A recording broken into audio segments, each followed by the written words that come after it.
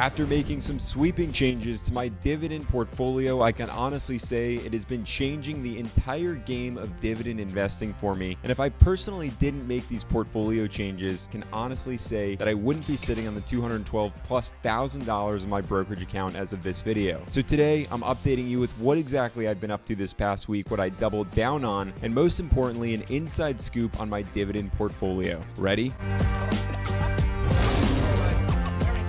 Now we're just about to close out the month of September, and we're truly ending on much higher highs after all major indices rose following the interest rate cut news, which was exactly what I've been sharing would happen, all thanks to the momentum that's been building. Now we can click into my portfolio tracker with Gitcoin to see exactly where I'm at. Fresh new highs at one point in the week hitting over $213,000 before notching down here to the current value of $212,906.93, which I certainly classify as a major win and only expect to continue to trek on with my current dividend investing strategy that I truly believe has allowed me to reap a lot more success than I've been seeing before. So this calls into question, what exactly has been my strategy and how has this shift aided in thousands of dollars worth of gains recently? Well, it all comes down to an insanely simple concept. Less is more. Now, I've been touting this concept since I've been trimming my portfolio, battling the masses of investors out there saying that diversification is the way. But the more I go down this path of less is more, the more I'm siding here with Mark Cuban, and that diversification is for idiots, or even Buffett here sharing that wide diversification is only required when investors do not understand what they're doing. And I mean, just think about it. The vast majority of you out there likely don't have hundreds of thousands to millions of dollars to sprinkle into your portfolios made up of 30 to 40, 50 to 70 plus holdings, which means that you really have to be selective. And just working the numbers out here, if you only have $1,000 to invest per month, you're going to get way more out of dividing that by 5 holdings than 20 holdings, which we're talking about $200 into each position versus $50 per position. Now, where am I going with this? Well, this past week, I once again trimmed another position out of my portfolio to allocate the capital elsewhere. And believe it or not, it was the Vanguard Total Stock Market Fund, ticker symbol VTI, which was in my Roth IRA. Now, this fund has been with me for about a decade's time, and given it plays the entire market, literally thousands of stocks for the price of one single share, I'm not here to say that it was a poor choice, but I am here to say that there's better opportunities out there when it comes to making nickels and dimes, which is what matters most on the financial freedom journey. So I went ahead to reallocate the capital, which worked out to a little over $6,500 into Vanguard's S&P fund, ticker symbol VOO, which is solely focused on the largest 500 companies within the United States. Reason being, well, take a look at the charts for yourself to see the performance of both funds, whereas VOO consistently outperforms VTI year to date, 5 years out, and ultimately since inception. So this move, selling 23 shares worth of VTI to score another 12 shares worth of VOO, radically shifted my portfolio once again, which we're going to dive into my portfolio tracker in a hot second here. But I also wanted to remain insanely transparent with you in that I took a major loss this past week selling out of BurgerFi, which was an investment that I made all the way back in 2020, in which the original investment was a SPAC deal that surprised me as the acquisition was not the company that I expected, but BurgerFi. I naively just let the investment ride and eventually die, meaning $2,000+ worked out to just $9.83 back to me. But thanks to tax incentives and write-offs, this won't really impact me and I can call it a wash. And therefore, I won't fret over this, but I do want to have you take note of the fact that you just should stick to what works and do not deviate from your process and strategy. Anyhow, before I cover the stock that I really doubled down on this past week, let's quickly jump back into Gitcoin here. So here we go. On the right-hand side, we're going to click on Show More and discover that we are over $100,000 invested into individual stocks, which is about 47% of my portfolio, before the other half comes into play here with 42% of my portfolio being invested into ETFs after I totally eliminated all mutual funds from my portfolio. And then, as promised, as of last week, I loaded back up here on a cash position, adding another $2,000 to equate to $22,249, or roughly 10% of my portfolio. Now, someone asked me in the comments last week why I'm keeping this cash position as is, and the truth is, very similarly to Buffett, that I just haven't been impressed by a lot of stocks out there lately, enough so for me to really load up on any one individual stock. Therefore, I'm just dollar cost averaging into the S&P, but I'm really waiting for a ripe opportunity to come along and collecting in the meantime the settlement fund distributions, given my brokerage account with Vanguard pays roughly 5% just to park the cash there. But heading into the sector breakdown, we're going to see that I remain tech heavy with 48% of my portfolio invested into tech, another 11.4% worth of my portfolio invested invested into healthcare before tapping into other than consumer discretionary at 10%, industrials coming in at 6.2%, and financials at 3.7%, followed by slivers of other sectors as well. Which leads me now to the deeper dive on my positions. So following that VTI sale, Vanguard's S&P fund now makes up roughly 22% of my portfolio's weight, equating to over $48,000, followed by Apple coming in at nearly $27,000, or rather 12.5% worth of my portfolio's weight. And now here we are again with Vanguard's total stock market fund, which hasn't been sold because this chunk actually resides outside of my tax advantage account, the IRA, but makes up 11.3% of my portfolio. Before we find ourselves in cash, which equates again to $22,000 or 10.4% of my portfolio's weight, and then a growing Alphabet position here that I grew to over $20,000 just this past year alone before tapping into Vanguard's technology fund, VGT, which is a fund that I think can do all of us wonders as we move into a more technologically advanced future. But then we have a much safer play with Johnson & Johnson coming in at roughly 7% of my portfolio's weight, equating to about $16,400. And finally, investments into Realty Income, Visa, Lockheed Martin, Amazon as a growth pick, likewise with Tesla, and then back into slivers of other dividend stocks, which all work together to total 15 holdings within my portfolio. And as you know, my goal is to get the portfolio down to 7 to 10 positions with 2 ETFs. So stay tuned because I want that all done before the end of the year. Now, clicking back to the main page, I just want to quickly run through some of the dividend distributions from the month so far. We can scroll down to the dividend section. We're going to want to click on 2024 and you'll see the month-to-month breakdown, but go one click further and click on September to already see that I had payouts from Lockheed Martin, McDonald's, Google, as well as Realty Income and good old Johnson & Johnson, meaning I received roughly $223 on the month so far. But thanks to that cash position, I am waiting on a lump sum of a distribution to hit my account. Again, thanks to the Vanguard's generous 5% interest-like yield, which I would strongly encourage each and every one of you to check in to your brokerage just to see what type of return you're getting in a settlement fund. Now, back on with all of you, this past week was relatively green across the board, yet there was one stock that happened to be a stock in focus for me that slid by 7%, which is why I pulled the trigger on buying even more shares of it this past week. That stock was Visa, ticker symbol V, which I've been insanely bullish on all year long and coined it my stock in focus for 2024, meaning the goal is to pump this holding up to over 100 shares. And the reason I am long on Visa with bullish fever is all because of what the company does. We are talking about a transaction facilitator. They enable us to spend without carrying cash, all without the riskiest aspect of the exchange, lending, which is kicked back to the banks, meaning Visa generates its revenues solely on each swipe of your credit card, which is happening billions of times a day, which is why we see the financials that we do when it comes to Visa's income statement showing beats year over year in terms of revenue generation, with Visa bringing in well over $32 billion just in 2023 alone. More importantly, a balance sheet whereas Visa's assets far outweigh the liabilities year in and year out, with assets over $90 billion in 2023 while liabilities just come in at $51 billion, making for a safety net there of $38 billion worth of a difference. However, this past week, investors ran in the opposite direction from Visa, given the DOJ, or rather Justice Department, came after Visa, claiming it's a monopoly committing harm because of the monopolization. Have a listen.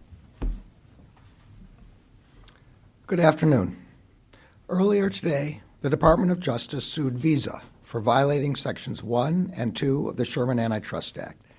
We allege Visa is a monopolist in the debit transaction markets that is violating federal antitrust law and inflicting often hidden but significant harm on American consumers and businesses.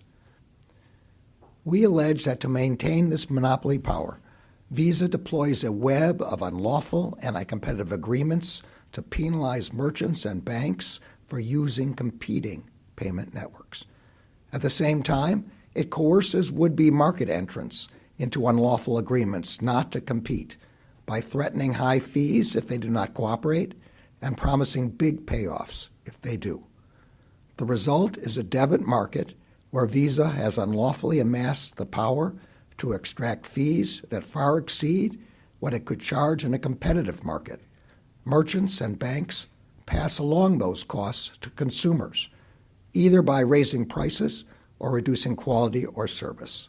Now, following the antitrust lawsuit announcement, Visa stock slid from around $288 per share down to its current $271 per share. Yet, bigger picture, on the year we remain still in the green zone, up by about 5%, up even more in the last 5 years by 56+%, and of course, since Visa's inception, it's just been soaring. So this is where I want to chime in and say, think long term, understand that Visa is likely not going anywhere anytime soon, and nor are your current spending habits, which is why I went ahead to score 3 more shares worth of Visa for a total of $809.97, bringing my share count up to 25 shares, meaning I have 75 more shares to go until I get to my goal. Of course, Visa is in my portfolio, all thanks to the safety of the dividend, scoring a 99 on Simply Safe dividends, while boasting a nice 0.77% dividend yield, and moreover, a strong growth rate here, averaging 18% while keeping on a 15-year dividend streak. And on the week, all things now considered, between buying Visa and the big VOO swap, I spent a total of over $7,312.97. But investors, now I want to know what you've been up to. What have you been buying? If you've sold any stocks recently, what's your big plan of action to wind down the month of September? Comment down below to let me know. Be sure you're actually subscribed to the channel, and if you really want to learn how to avoid some of the investment mistakes that I personally made, I hold nothing back in this video right here, so give it a click, avoid my mistakes, and I'll catch you in the next one.